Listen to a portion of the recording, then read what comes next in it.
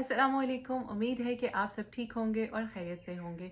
मेरा नाम है महानूर ख़ान और आप मेरे साथ जो है वो सीखते हैं social media marketing with Mahnoor Khan. और आज social media marketing with Mahnoor Khan के साथ आपकी 14th क्लास है। इससे पहले के सारे लेक्चर अपलोड हैं। ये वाला लेक्चर जो है वो मैंने थोड़े से अरसे के बाद अपलोड कर रही हूँ। उसके लिए बहुत बहुत माजरत। मैं थोड़ी सी बीमार भी हो गई थी बीच में और उसके साथ साथ ऑक्यूपाइड थी, वर्कलोड काफ़ी ज़्यादा था। लेकिन जब भी आपने मुझसे मैसेज करके पूछा कि क्या कोर्स ख़त्म हो गया है, मैं कंटिन्यू करूँगी नहीं करूँगी, तो मैंने आपको हमेशा ये बात बताई कि कोर्स तो मैं आपको इंशाल्लाह ज़रूर कंप्लीट करवाऊँगी। बस थोड़ा सा डिले हो सकता है, लेकिन इसका ये मतलब नहीं है कि मैं कोर्स बिल्कुल छोड़ दूँगी। तो जैसे कि मैंने आपको बताया, आज जो है आपके साथ मेरी 14th क्लास है, ठीक है। और आज की क्लास में जो है आपको साथ साथ जो है स्क्रीन भी नज़र आ रही होगी। आज की क्लास में जो पहले सेक्शंस थे वो हमने डिस्कस कर दिए थे। सेक्शन 1 और सेक्शन 2 जो है वो हमने ऑलरेडी डिस्कस कर दिया था। लास्ट टाइम जो है वो कंटेंट कैलेंडर के ऊपर बात की गई थी और इस दफ़ा जो है वो हम सेक्शन 3 के ऊपर हैं। ये कोर्स आउटलाइन मैंने आपके साथ ऑलरेडी शेयर कर दी हुई है और अगर ऐसे लोग जो हैं जिनको ये कोर्स आउटलाइन अभी नहीं मिली, वो मुझे कॉन्टैक्ट कर सकते हैं। ईमेल जो है वो डिटेल्स मैंने डिस्क्रिप्शन के ऊपर दी हुई है, आप मुझे ईमेल कर सकते हैं, आपको कोर्स आउटलाइन मिल जाएगी। वो लोग जो नए देख रहे हैं ये उनके लिए है। अच्छा जी, जो आज का सेक्शन है वो है content creation for social media. इस पार्ट के ऊपर हम आ गए हैं। इस पार्ट के ऊपर जो है जो सबसे पहला है, आज हम इसको डिस्कस करेंगे कि best practices for writing captions.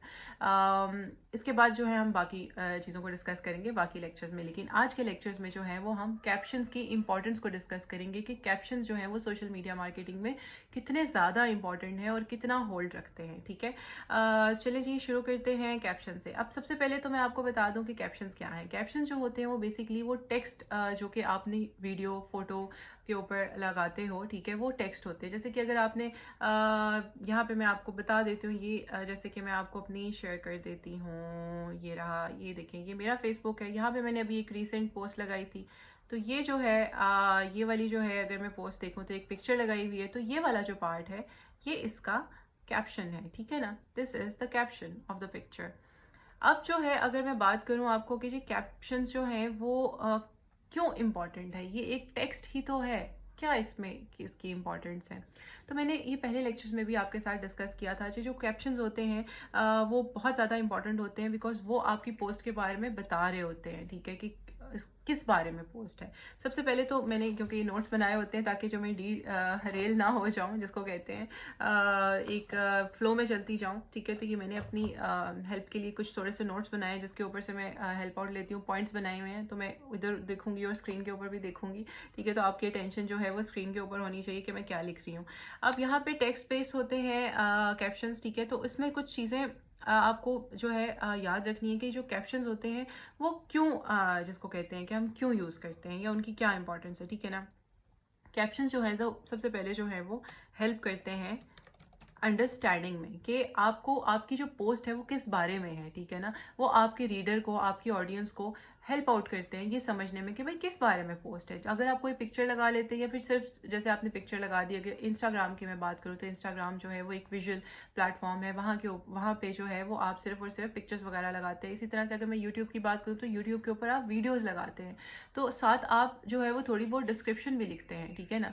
वो टेक्स्ट वाला जो पार्ट है उसको आप कैप्शन बोल सकते हैं, डिस्क्रिप्शन बोल सकते हैं, मतलब जो टेक्स्ट वाला पार्ट होता है। अब अगर आप वीडियो लगा लें और उसके ऊपर कुछ लिखे ना कि वीडियो किस बारे में है, तो ज़रूरी नहीं है कि वो वीडियो जो है वो हर बंदा खोल के देखेगा कि किस बारे में। अगर आप उसके ऊपर लिख लेंगे, जैसे कि अगर मैं कोई वीडियो लगाती हूँ और मैं उसके ऊपर लिखती हूँ कि भाई ये वीडियो जो है वो कंटेंट कैलेंडर के बारे में है और कंटेंट कैलेंडर की इंपॉर्टेंस के बारे में है और इफेक्टिव कंटेंट कैलेंडर आप किस तरह से क्रिएट कर सकते हैं ये उसके बारे में है, तो आपको जो है वो बहुत अच्छे से आइडिया हो जाएगा और फिर आप उसको खोल के देखेंगे अगर वो आपको इंटरेस्ट करेगी। तो अगर मैं ये नहीं लिखती तो हो सकता है कि आपको कंटेंट कैलेंडर में इंटरेस्ट हो, लेकिन आपने पोस्ट देखी और आप कह रहे हैं कि क्या ये खिचड़ी सी पकी हुई है, कुछ समझ नहीं आ रही, तो आप नहीं देखेंगे उस चीज़ को, ठीक है। तो ये जो है कैप्शंस जो है आपको आपकी ऑडियंस को अंडरस्टैंड करने में हेल्प आउट करते हैं कि कंटेंट जो है आपका, पिक्चर है, वीडियो है, वो किस बारे में है। फिर उसके बाद जो है दूसरा अगर मैं बात करूँ तो ये आपको हेल्प करते हैं इंगेजमेंट में, ठीक है। अब इंगेजमेंट में किस तरह से हेल्प करते हैं, अगर आपने जो है कुछ कोई इस तरह की बात लिखी है, जैसे कि बहुत सारे पॉइंट के ऊपर, अगर मैं फेसबुक की बात करूँ तो फेसबुक के ऊपर अगर आप वीडियो या फिर फोटो नहीं लगाते हैं अपनी और सिर्फ टेक्स्ट लिखते हैं, सिर्फ टेक्स्ट बेस्ड आपकी पोस्ट है जिसके बीच में कोई फोटो नहीं है, कोई वीडियो नहीं है, तो अब अगर आप जो है वो टोटली जो है वो टेक्स्ट बेस होगा, तो वो कितना इफेक्टिव होगा। अगर वो इफेक्टिव होगा तो लोग उसके ऊपर कमेंट करेंगे, आपसे बात करेंगे, लाइक करेंगे, डिस्कशन फर्दर होगा, तो वो इंगेजमेंट होगी। इंगेजमेंट में जाहिर सी बात है आपकी इंक्रीज होगी अगर अच्छा कैप्शन होगा। तो ये मैं आगे बताऊंगी आपको कि अच्छा कैप्शन कौन सा होता है, लेकिन मैं अभी आपको फिलहाल जो है वो कैप्शंस के फायदे बता रही हूँ कि क्या होते हैं। उसके बाद अगर हम बात करें तो जो कैप्शंस हैं वो बताते हैं हमें कि कितनी रेलेवेंट है, ठीक है ना। रेलेवेंस के बारे में बताते हैं हमें कि आपकी जो पोस्ट है, आइदर वो वीडियो है या फिर फोटो है, उससे रेलेवेंट भी है या नहीं है। तो ये भी हेल्प आउट करते हैं। जैसे मैंने आपको कंटेंट कैलेंडर की बात की कि वो कैप्शन जो है वो रेलेवेंट होने चाहिए आपकी पोस्ट से, और अगर वो रेलेवेंट नहीं होंगे, जैसे कि अगर मैं कंटेंट कैलेंडर की बात कर रही हूँ और बीच में मैंने कुछ और लिखा हुआ है कि कंटेंट जो है वो जिसको कहते हैं कि वायरल कैसे होता है, तो पोस्ट जो है वो कंटेंट कैलेंडर के बारे में लिखा मैंने कुछ और है, ठीक है ना। तो रेलेवेंसी में भी जो है वो बहुत ज़रूरी होते हैं। उसके बाद जो है कैप्शंस ज़रूरी होते हैं आपके कंटेंट को डिस्कवर करने में। स्पेलिंग तो मेरे देखें क्या मैं गलत लिख रही हूँ जी। कंटेंट को डिस्कवर करने में आपको किस तरह से हेल्प आउट करते हैं, डिस्कवर करने में इस तरह से हेल्प आउट करते हैं कि आप जो है जब हैशटैग्स जो है वो यूज़ करते हैं तो उस पोस्ट के अंडर आ जाती है वो चीज़। ये मैं अभी आपको बाद में बताती हूँ, लेकिन खैर ये आप अभी सिर्फ इन चीज़ों को ध्यान रखें कि कैप्शन जो है वो क्यों ज़रूरी हैं। कैप्शन इसलिए ज़रूरी होते हैं क्योंकि वो अंडरस्टैंडिंग में हेल्प करते हैं आपकी ऑडियंस को, इंगेजमेंट में हेल्प करते हैं, रेलेवेंस में हेल्प करते हैं डिफाइन करने में कि जो आपका जो है कंटेंट है वो उनसे रेलेवेंट है या पोस्ट से रेलेवेंट है या नहीं, और एट द एंड डिस्कवरी में हेल्प आउट करते हैं कि आपका कंटेंट डिस्कवर हो। जब आप रेलेवेंट हैशटैग यूज़ करते हैं टेक्स्ट अपने कैप्शंस में, तो आपका कंटेंट जो है, अगर राइट कीवर्ड्स भी आप यूज़ करें, रेलेवेंट हैशटैग्स भी यूज़ करें, तो वो ज़्यादा डिस्कवर होता है सोशल प्लेटफॉर्म्स के ऊपर, ठीक है ना। ये तो जी हो गया था आपके जो है कि क्या आपके जो है ये कैप्शन जो हैं वो क्या जिसको कहते हैं करते हैं, किस चीज़ में हेल्प आउट करते हैं। इसके बाद अगर मैं बात करूं तो एक और चीज़ भी थी बीच में कि कैप्शंस जो हैं वो जो टोन होती है आपके ब्रांड की, कंपनी की, उसमें भी आपको बहुत ज़्यादा हेल्प करते हैं। मैंने ये पुराने लेक्चर्स में आपको ये बात बताई थी कि जी टोन जो है वो मुख्तलिफ़ किस्म की होती है, जैसे कि इंफॉर्मेटिव टोन हो सकती है, इंटरटेनमेंट वाली टोन हो सकती है, और इंफॉर्मेटिव एंटरटेनमेंट, यही आई थिंक मैंने बताया था आपको। और एक और थी I think, if I am not wrong, या ह्यूमर, ठीक है ना, या फिर ह्यूमर से रिलेटेड आपकी टोन हो सकती है। तो जो कैप्शंस हैं वो एक मूड सेट करते हैं। जैसे कि अगर कोई इस तरह की आपका प्लेटफॉर्म है जिसको टीवी ड्रामों से रिलेटेड है, तो वो जो कैप्शन आप लिखेंगे तो वो आप उससे रिलेटेड इंटरटेनमेंट इंडस्ट्री से रिलेटेड लिखेंगे। अगर आपका जो है एजुकेशनल रिलेटेड है, जैसे कि अगर मैं एजुकेशनल इंफॉर्मेटिव में एजुकेशनल आ जाता है, एजुकेशनल रिलेटेड आपका पेज है या फिर एजुकेशनल रिलेटेड जिसको कहते हैं कि आपकी वीडियोस हैं, तो जो आपकी जो कैप्शंस हैं वो मतलब हेल्प आउट करते हैं कि वो जो टोन है वो एक कंसिस्टेंसी के साथ वो चले। ये किस तरह से होता है मैं अभी आपको बिल्कुल एक्सप्लेन करूंगी, ठीक है ना। साथ साथ आई थिंक कि ये आपको जो है आपको अभी समझ नहीं आएगी, लेकिन जब मैं आपको थोड़ी सी एग्जांपल दूंगी ना तो फिर आपको क्लियर हो जाएगा। घबराना नहीं है आपने, कोई इस तरह की रॉकेट साइंस नहीं है, ये बहुत इजी कॉन्सेप्ट है। लेकिन उससे पहले मैं आपको एक और चीज़ बताना चाहूँगी, वो ये है कि जी क्राइटेरिया क्या होता है, आखिर कैप्शंस अच्छे किस तरह से आप लिख सकते हैं, ठीक है ना। Criteria for writing good captions, ठीक है।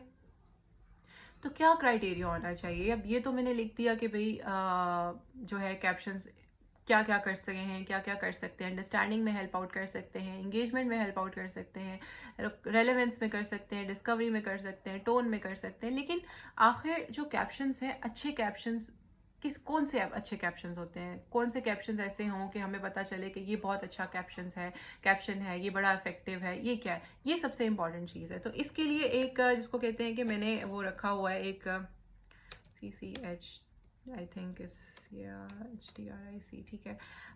सबसे पहले अगर मैं आपको इसकी बात करूं तो रेलेवेंट,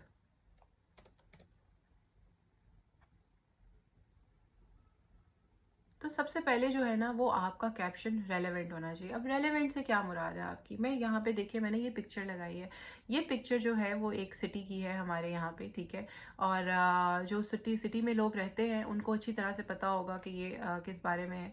अब मैंने इसके बीच में लिखा भी है, मेंशन भी की है सिटी, तो यहाँ पे मैंने पिक्चर लगा दी और उसके साथ ही मैंने एक उसके साथ जो है वो डिस्क्रिप्शन लिखी कि जो है मैं कुछ दिनों में मुल्तान आ रही हूँ, तो अगर कुछ लोग मुझसे मिलना चाह रहे हैं तो वो मुझसे मिल सकते हैं, ठीक है ना। और साथ मैंने मुल्तान की पिक्चर लगा दी। अब ये रेलेवेंट है, ये मेरी पिक्चर से ये वाला जो कैप्शन जितना भी मैंने लिखा हुआ है ये रेलेवेंट है। अब अगर इसकी जगह पे मैंने यहाँ पे कोई ऐसी पिक्चर लगा दी होती जैसे कि एक फूल की तस्वीर लगा दी होती या किसी सोफे की या फिर अपनी तस्वीर लगा ली होती, तो शायद वो चीज़ रेलेवेंट ना होती। मेरा मतलब इस कैप्शन के साथ ये चीज़ रेलेवेंट ना होती, ठीक है। तो पिक्चर के साथ जो मेरा कैप्शन है वो रेलेवेंट है, तो रिलेट किया है मैंने उस कैप्शन को पिक्चर के साथ, ठीक है ना। तो यहाँ पे ये रेलेवेंसी का कॉन्सेप्ट आ जाता है। उसके बाद अगर मैं बात करूँ तो जो नेक्स्ट है वो आती है बात की जी कंसाइज होना चाहिए। अच्छा, ये चीज़ डिपेंड करती है कंसाइज, यानी कि बहुत लंबी लंबी कहानियाँ आपने कैप्शन में नहीं लिखते नहीं, क्योंकि लोग इतना ज़्यादा नहीं पढ़ते।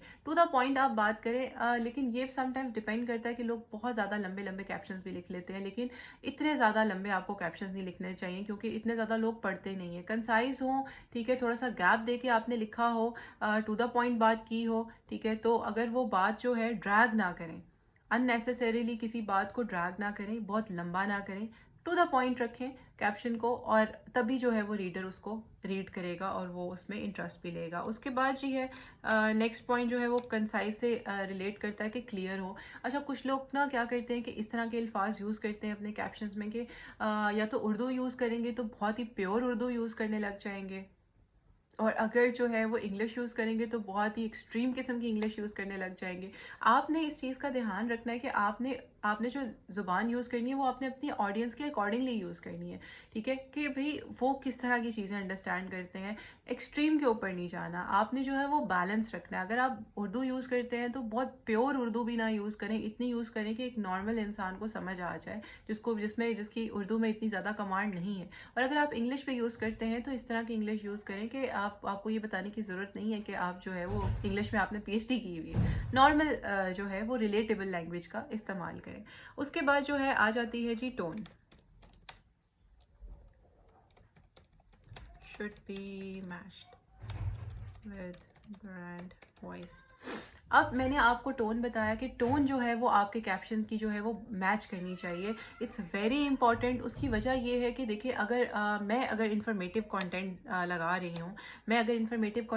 रही हूँ, तो अब मैं उसके बीच में कोई सिंगिंग डांसिंग की वीडियो लगा देती हूँ, तो वो कोई मतलब मेरा मतलब है, और मैं सॉरी वीडियो की तो बात नहीं है, हाँ कैप्शन की बात कर रहे हैं, आई एम रियली सॉरी। अगर मैं जो है मेरी पोस्ट जो होती हैं वो ज़्यादातर इस तरह की होती हैं कि जिसमें मैं किसी ना किसी चीज़ के बारे में बात करती हूँ, लाइफ के बारे में बात करती हूँ, या फिर मैं कोई सिखाने के बारे में बात करती हूँ, मोटिवेशन के बारे में बात करती हूँ। अब एक दिन जो है मैं इस तरह की पोस्ट लगाती हूँ जिसमें मैं इस तरह का रिटन डिस्क्रिप्शन कर लूँ जिसमें मैं किसी ड्रामे के एनालिसिस कर रही हूँ, तो वो कोई सेंस नहीं बनाएगी बात, क्योंकि मेरी टोन जो है वो इन्फॉर्मेटिव है, एजुकेशनल है। तो मैं उसी से रिलेटेड कैप्शन जो है मैं कहती हूँ कि भाई उसी के साथ जो है वो अलाइन करे।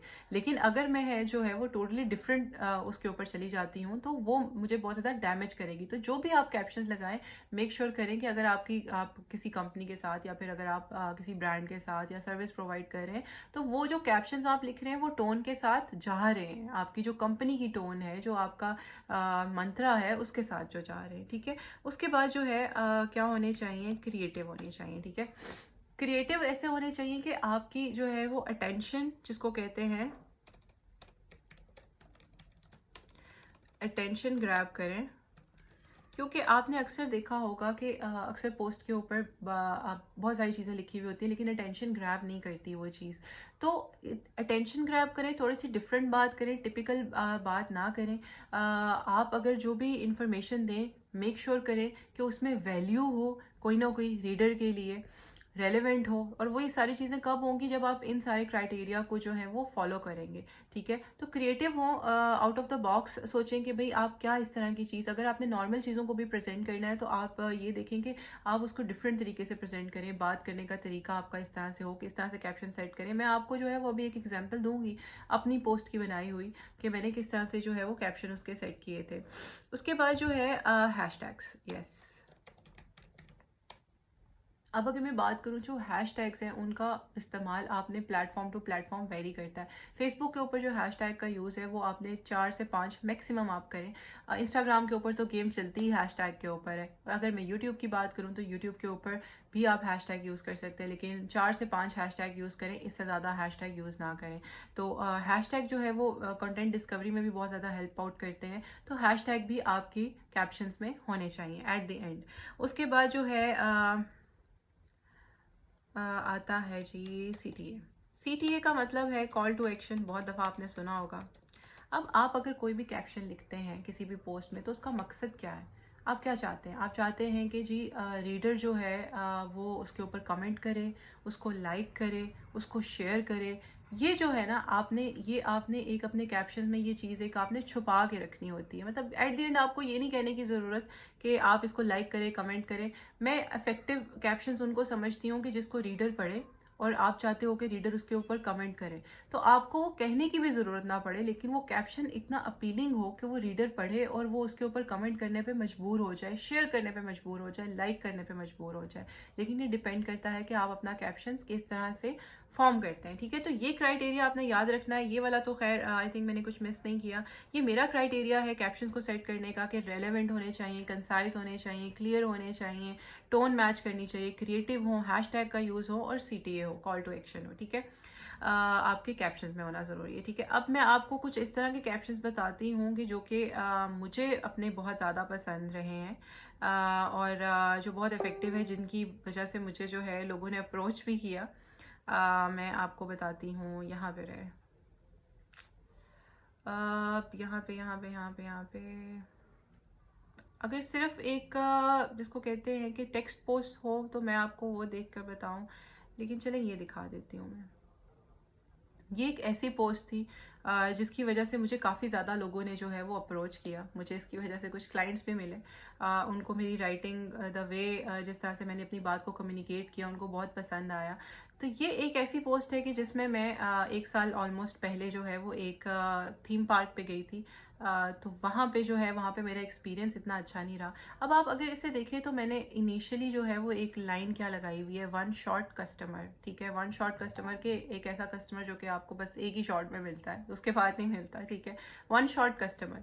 अब यहाँ पे मैंने जो है वो काफ़ी डिटेल लिखी हुई है कि मैं लाहौर में रहती हूँ और लाहौर एक बहुत ही जो है वो खूबसूरत सिटी है और वहाँ पे रह के मतलब आप बहुत कुछ जो है वो एक्सपीरियंस कर सकते हैं। मैंने क्या किया, मैंने एक जिसको कहते हैं कि रीडर का एक जिसको कहते हैं कि डेवलप की एक चीज़, स्टोरी डेवलप करना शुरू की, पिक्चर लगाई और स्टोरी डेवलप करना शुरू की कि बहुत अच्छा आपको बहुत कुछ यहाँ पे मिलता है और लाहौर में बहुत कुछ जो मिलता है उसके साथ साथ आपको गर्मी भी मिलती है। तो ये भी लाहौर की अमेजिंग चीज़ों में से एक है। तो मैंने ये मेंशन किया कि उसके बाद मैंने ये लिखा है इसमें कि इतनी गर्मी में जो लाहौर में होती है तो अक्सर लाहौरी जो हैं वो इस तरह की जगह देखते हैं कि वाटर पार्क्स वगैरह देखते हैं। तो इसी तरह उनकी तरह मैंने भी वाटर पार्क्स के बारे में सोचा और मैंने एक्सप्लोर करने की कोशिश की कि कौन कौन से वाटर पार्क्स हैं। तो उनमें से जो है वो मुझे कुछ एक वाटर पार्क मिला जिसका नाम जो था खैर वो मैं मेंशन नहीं करूँगी, जो मुझे पिक्चर से बहुत ज़्यादा अच्छा लगा। तो मैंने कहा कि भाई वो ट्राई करती हूँ। तो मैं गर्मी की वजह से इतना मेरा बुरा हाल था कि मैंने ये सोचा कि भाई बहुत अच्छा होगा, उसकी पिक्चर्स देखी लेकिन उसके बारे में कुछ और नहीं देखा और मैंने कहा बस चलते हैं। जब मैं वहाँ पे गई तो मुझे वहाँ पे जाके पता चला कि ये तो कुछ और तरह का पार्क है। ये तो पार्क जो है जैसे पिक्चर्स में दिखाया था वैसे तो था ही नहीं।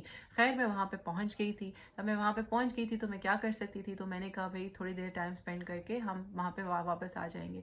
लेकिन जब मैं वहाँ से वापस आई तो मेरा एक्सपीरियंस अच्छा नहीं था, हाइजीन लेवल अच्छा नहीं था। तो वहाँ पे जाके फिर जो है वो मैं बहुत डिसअपॉइंट हुई। जब मैं वापस आई तो मैं बीमार हो गई और मैंने इस चीज़ को समझा कि भाई आइंदा जो है वो जल्दी में कोई डिसीजन नहीं लूँगी और देख कर समझ के लूँगी। और फिर मैंने इस चीज़ को डिलीवर, जो मेरी जो सबसे पहली लाइन थी ना कि एक दफ़ा वाले कस्टमर, मैंने उस चीज़ को ऐसे कन्वे किया कि आप इस तरह की पिक्चर्स लगा के एक दफ़ा कस्टमर को जो है वो तो हासिल कर सकते हो, लेकिन ऐसा कस्टमर जो है वो आपको बार बार नहीं मिलेगा।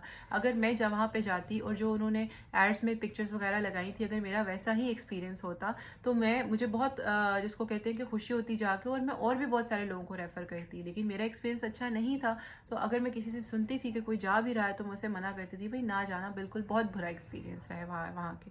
अब ये जिस तरह से पोस्ट मैंने ये फॉर्म की है, ये एक इस तरह की पोस्ट है कि जो मेरा जिस तरह से मैं कंटेंट बनाती हूँ, ये उसकी उसकी जिसको कहते हैं कि टोन को भी साथ जा रहा है, क्रिएटिव भी है, जिस तरह से मैंने अपनी उसको एक्सप्रेस किया, बात को एक्सप्रेस किया, रिलेट किया, एक स्टोरी टेलिंग पूरी एक मैंने इसमें शामिल की। क्लियर भी है, हाँ थोड़ा सा लंबा ज़रूर है, लेकिन जिसको कहते हैं कि मैं उसमें फुलफिल कर रही हूँ, मतलब बहुत ज़्यादा लंबा नहीं है, लंबा है लेकिन बहुत ज़्यादा लंबा नहीं है। लेकिन जो मैं बात करना चाह रही हूँ, जो मैं चीज़ कन्वे करना चाह रही हूँ, वो मैंने प्रॉपर अपनी उस चीज़ में कन्वे किया। मतलब मैंने बहुत ही इसको ज़्यादा एक्स्ट्रा स्ट्रेच नहीं किया, या बहुत ज़्यादा और उसमें कोई बहुत जिसको कहते हैं कि इधर उधर की नहीं बात की। टू द पॉइंट मैंने जो है वो इसमें बात की है। तो ये एक अच्छा कैप्शन था। मैं ये नहीं कहती कि मैं कह रही हूँ कि बहुत अच्छा कैप्शन था। इसका रीज़न ये है कि मुझे इसकी वजह से कुछ लोगों ने अप्रोच किया, और इसकी वजह से मुझे एक तो क्लाइंट्स भी मिले। तो इस पोस्ट की वजह से उन्होंने मुझे ये शेयर किया, उन्होंने कहा कि आपका जो स्टाइल है एक्सप्रेस करने का और चीज़ें वो करने का, हमें बहुत पसंद आया, तो आप क्या करती हैं? उन्होंने मुझसे ज़्यादा इस चीज़ के बारे में पूछा, तो उससे मुझे वो आइडिया हुआ। लिंक्डइन के ऊपर भी कुछ लोगों ने खैर मुझे अप्रोच किया कि ये एक अच्छा कैप्शन था मेरा।